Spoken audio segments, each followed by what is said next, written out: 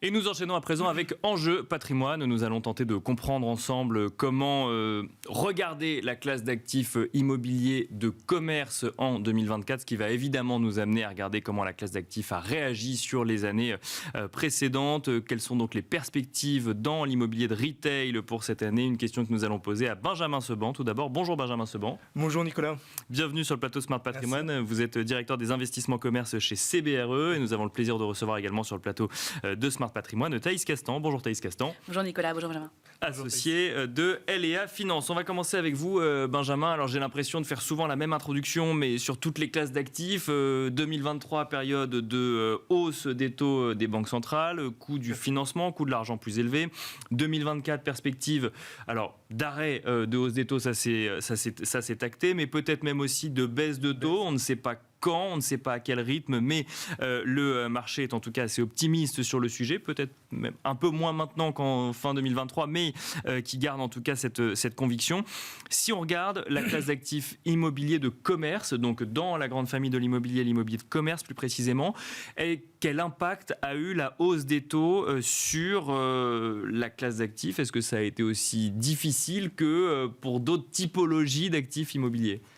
Alors effectivement, l'ensemble de la chaîne de valeur immobilière a été impacté, comme vous le rappeliez, du fait de la baisse, de la hausse des taux d'intérêt. Des taux d'intérêt, oui. Exactement. Par contre, le retail a prouvé qu'il avait été assez résilient, même si les chiffres ont baissé de moitié, parce que les volumes investis sont passés d'environ 6 milliards en 2022 à 3 milliards pour 2023. D'accord. Il a montré une certaine résilience. Le retail bashing et la Covid étant derrière nous, on a eu des bons fondamentaux locatifs qui ont permis de faire revenir le commerce dans la feuille de route des investisseurs institutionnels notamment. Donc, investissement divisé de moitié, mais résilience en lien quoi avec les performances La part en fait du retail, la part du commerce a augmenté. Elle est passée de 19 à 25%.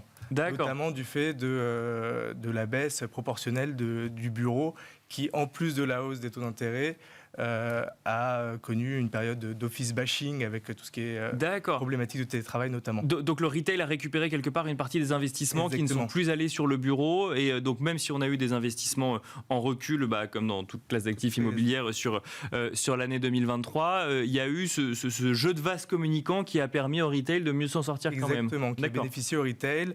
Retail qui avait plus souffert en 2018-2019, on appelait ça le retail bashing. Ensuite, Covid, période de pandémie où effectivement le retail a été à l'arrêt, et une reprise assez forte de ses fondamentaux, notamment locatifs post-Covid, et qui a permis de faire revenir dans la feuille de route des investisseurs le commerce. Et donc là, alors on parlera effectivement peut-être des perspectives dans un instant, mais Thaïs Castan, même question. Alors, d'un point de vue plutôt investisseur, pour le coup, l'immobilier de commerce, et en plus Benjamin Seban nous l'a rappelé, effectivement a connu plusieurs périodes dans sa vie récente. Quand on regardait l'immobilier de commerce en 2022-2023, est-ce que c'était quelque chose qu'on intégrait dans une allocation ou on allait vers d'autres types d'immobilier ? Alors, on l'intégrait moins. On l'intégrait moins parce que c'est vrai qu'il y avait une certaine dépréciation, mais je dirais plus aussi psychologique que réel également, parce qu'en réalité, il y a eu une réelle baisse des demandes depuis le Covid, qui a fait baisser la valeur des actifs et donc la valeur des investissements de manière générale sur la classe commerce, retail. Donc c'est vrai que la force d'argumentation qu'on avait auprès des clients devait être beaucoup plus forte pour le commerce que pour l'immobilier de bureau, que pour l'immobilier de vie, de l'hôtellerie ou autre. Donc, mais ça, c'était lié à quoi, cette nécessité d'avoir une force d'argumentation plus forte? C'était que les clients particuliers ne voulaient pas y aller parce qu'il y avait quoi, un traitement médiatique sur le sujet, des convictions de leur part à eux, ou c'était une question de performance tout simplement? Un mélange de tout cela en réalité. D'accord, puisque il y a eu moins de loyers, hein, parce que moins de locataires, moins de locations. Et donc, sur certaines typologies d'actifs, la prise de risque était plus importante. Après, avec l'engouement des réseaux, c'est vrai que les clients sont plus au courant qu'avant sur de la santé, on va dire, du marché. Mais en revanche, suite à la baisse des taux immobiliers, il y a eu une remontée très forte sur l'année 2023 qui a engendré, si vous voulez, une baisse des transactions et des volumes. Alors, suite à la hausse des taux. Oui, pardon. Et donc baisse des transactions, d'accord. C'est ça, oui, j'ai confondu, oui. Et la baisse des transactions immobilières, ça a quand même redynamisé ce secteur. Et on a de plus en plus de demandes sur le sujet, surtout qu'il y a des belles opportunités à saisir. Donc 2023 finalement a été une opportunité par rapport à la situation du commerce en 2021 ou 2022, ça a permis de redorer un petit peu le blason de l'immobilier de commerce, c'est ce que je comprends. Ça a permis, alors parce que d'autres classes d'actifs ont également été touchées, du coup le commerce est revenu au centre des débats, notamment pour des questions d'opportunité, parce que effectivement la hausse des taux a fait baisser les prix des valeurs immobilières et donc des opportunités étaient à saisir sur ce marché. Bon, alors on a peut-être envie d'essayer de comprendre quelles sont un petit peu les tendances au sein de cette classe d'actifs qui peut être multiple et variée. Mais alors, Benjamin Seban, première question, avant de poser la même question à Thaïs Castan. On a parlé de 2023. La hausse des taux a potentiellement été une opportunité pour le secteur qui affichait des performances un petit peu plus compliquées sur les années précédentes. On est à début 2024, à un moment où la question est de savoir si on va aller sur un plateau, si on va aller sur une baisse rapide, quel sera le rythme un petit peu des baisses de taux. En tout cas, ce qui est sûr, je ne devrais pas dire ça, mais en tout cas, ce qui semble sûr à un certain nombre d'experts aujourd'hui, c'est qu'il n'y aura pas de hausse de taux à court terme pratiquée par les banques centrales. Est-ce que ça va avoir un changement radical pour la classe d'actifs, pour l'immobilier de commerce, ou celui-ci va continuer sur une tendance similaire ou devrait en tout cas être sensible au même driver sur 2024 ? Pour l'immobilier banalisé de manière générale, tertiaire, effectivement, on anticipe un premier semestre qui va rester dans une dynamique assez similaire à la dynamique 2023. D'accord. Et on imagine qu'à mi-année, on va retrouver une dynamique plus positive avec certainement des taux directeurs qui pourraient ou qui devraient baisser. Pour la partie commerce, si on zoome sur cette partie commerce, on remarque que on a réalisé une étude chez CBRE sur les intentions d'investissement d'un certain nombre d'institutionnels. Donc il y a 650, c'est un panel de 650 personnes au niveau européen. D'accord. Et on remarque que la classe d'actifs commerce reste à 25% des intentions, ce qui est assez élevé par rapport aux années précédentes. Et on voit bien qu'elle gagne du terrain, notamment par rapport à d'autres classes d'actifs. C'est le fameux 19 qui est passé à 25 dont vous nous parliez tout à l'heure, c'est ça ? C'est la même dynamique, c'est effectivement. D'accord. Alors là, les 19 qui sont passés à 25, c'est les volumes. D'accord. Et là, c'est des intentions uniquement. D'accord. Mais effectivement, c'est sur la même idée. Donc il y a plus de monde qui ont envie d'investir dans le commerce en 2024 qu'en 2023, Exactement. c'est ce qu'il faut comprendre. Exactement. D'accord. Enfin, ça reste similaire par rapport à 2023, mais c'est supérieur aux années précédentes. Si on regarde la dynamique d'immobilier dont vous nous aviez parlé, dont vous nous avez parlé il y a un instant, effectivement, on resterait sur la même dynamique en première partie d'année, puis ensuite effectivement le marché pourrait reprendre parce que le coût du financement serait un petit peu moins élevé. En lien avec ce qu'on s'est dit sur l'immobilier retail, qui lui a évolué un petit peu différemment et qui a bénéficié potentiellement de l'effet d'opportunité en lien avec la baisse de prix. Est-ce que cette baisse du coût du financement et cette possibilité peut-être de remonter un petit peu les prix en fin 2024, voire 2025, pourrait avoir un impact négatif sur le retail ou pas forcément ? Pas forcément. Ce qu'il faut noter, c'est que effectivement, pour réattirer des capitaux sur la classe d'actifs immobiliers, on va avoir besoin d'une prime de réattractivité, en plus de la prime de risque qui s'est déjà reconstituée au fil de l'année 2023, qui, ça y est, on est sur un plateau haut.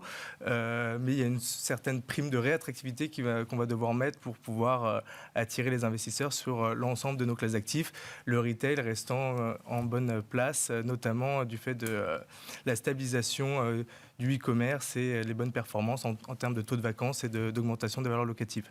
Thaïs Castan, prime de réattractivité, en voilà un argument pour les clients ou les investisseurs pas encore convaincus par la classe d'actifs. C'est vrai, mais plus globalement, l'année 2024 s'annonce plutôt bonne sur les investissements, puisque cette baisse prévisionnelle des taux d'intérêt cumulée à l'indexation des loyers sur l'inflation, si vous voulez, cette double combinaison permettra de relancer le marché de l'investissement, notamment immobilier, et pourquoi pas commerce. Le e-commerce, justement, Benjamin Seban en a parlé. Est-ce que ça a un impact sur les tendances? Est-ce qu'on va regarder dans le détail l'activité commerciale des actifs? C'est vrai qu'il y a un changement de business par rapport au commerce et ça rejoint aussi la classe d'actifs immobilières de stockage de manière générale. Ouais. Donc tout ce qui va être entrepôts, locaux d'activité, puisqu'on voit qu'avec la génération actuelle, on est beaucoup plus dans le e-commerce et moins dans le commerce physique de boutique. Donc on a besoin, c'est vrai, d'espaces de stockage qui soient le plus proches possible des centres d'activité. Et puis aussi, on a des data centers qui, du fait du e-commerce aussi, on a besoin de stockage. Et donc, cette classe d'actifs est vraiment au cœur aujourd'hui des réflexions. D'accord. Même constat, Benjamin Seban, quand on parle d'immobilier de commerce, c'est data center et stockage ou l'immobilier quand même de commerce en bas d'immeuble a quand même son épingle du jeu à tirer. Non, alors peut-être Thaïs Castan qui veut tempérer son propos. Je vais juste rebondir là-dessus, mais c'est vrai que le commerce, de manière générale, en fonction de son emplacement, et ça va être le critère primordial, sera toujours intéressant, dans le sens où on aura toujours besoin d'aller voir son boulanger pour acheter sa baguette de pain le dimanche, de faire des courses de proximité, le restaurant du coin et compagnie. Non, je pensais plus au commerce de manière générale en France, hors grande métropole. D'accord. Benjamin Seban, ce que vous constatez en matière de tendance, c'est ça aussi, ce qui marche le mieux, ce qui est le plus demandé? Alors, je vais pondérer un petit peu le propos. Effectivement, je pense qu'on a passé ce cap et les enseignes notamment ont compris que c'est l'omnicanalité, c'est d'avoir également du commerce physique et être présent sur Internet qui fonctionne. D'accord. On voit qu'il y a un certain nombre d'enseignes qui sont nées sur Internet et qui aujourd'hui ouvrent des boutiques depuis déjà plusieurs années. Donc on voit bien que c'est l'ensemble de la chaîne de valeur et de la distribution qui permet de fonctionner, et ça se retrouve après dans les chiffres de l'investissement, puisque le retail, du coup, a retrouvé des parts dans l'ensemble des investissements immobiliers. Le data center, le stockage, c'est des grandes tendances aujourd'hui. C'est vrai que moi, je les ai souvent entendus quand même sur mon plateau. Surtout le stockage, ça reste des grandes tendances aujourd'hui quand on parle d'immobilier de commerce ou... Ouais, ça reste des tendances. Je pourrais difficilement vous dire le contraire. Ça reste des tendances fortes. Et puis, c'est assez nouveau. Donc, l'alternative aussi permet d'attirer un certain nombre d'investisseurs. Mais c'est l'ensemble de la chaîne de valeur qui est intéressante à regarder, et on ne peut pas mettre de côté l'un ou l'autre. C'est aussi bien la logistique que le commerce. Et c'est d'ailleurs souvent les mêmes interlocuteurs qu'on retrouve en tant que locataire quand on est propriétaire d'entrepôts ou de commerce en pied d'immeuble. Oui, l'idéal de manière générale sur une stratégie d'investissement, une stratégie patrimoniale, c'est d'avoir de l'immobilier qui soit diversifié. Donc effectivement du commerce bien placé, de la logistique parce que c'est au cœur des débats actuels, des bureaux également, pourquoi pas, de l'hôtellerie, enfin voilà, avoir une stratégie qui soit diversifiée. Une question et on finira là-dessus, malheureusement on n'aura pas beaucoup de temps pour y répondre, mais quand on vend effectivement l'idée à un client d'investir, ou à un investisseur d'investir dans l'immobilier de commerce, est-ce qu'on va aller que sur de l'immobilier de commerce exploité par des grandes enseignes par exemple, ou on accepte aussi l'idée que ce soit exploité par des indépendants ? Non, pas forcément. On peut avoir justement une stratégie de diversification aussi par rapport aux locataires, parce que le critère principal, je dirais, c'est l'emplacement. Donc, si par exemple on a des murs de commerce situés en plein centre-ville, de Bordeaux, de Paris, de Marseille ou autre, que ce soit un exploitant indépendant comme un restaurant ou alors une grande enseigne, voilà, c'est l'emplacement qui sera en fait essentiel dans l'activité et dans le chiffre d'affaires. La règle des 3 E, emplacement. Exactement. Merci beaucoup. Merci Thaïs Castan, associé de LEA Finance. Merci Benjamin Seban, directeur des investissements commerce chez CBRE. Et quant à nous, on se retrouve tout de suite dans l'œil du CGP.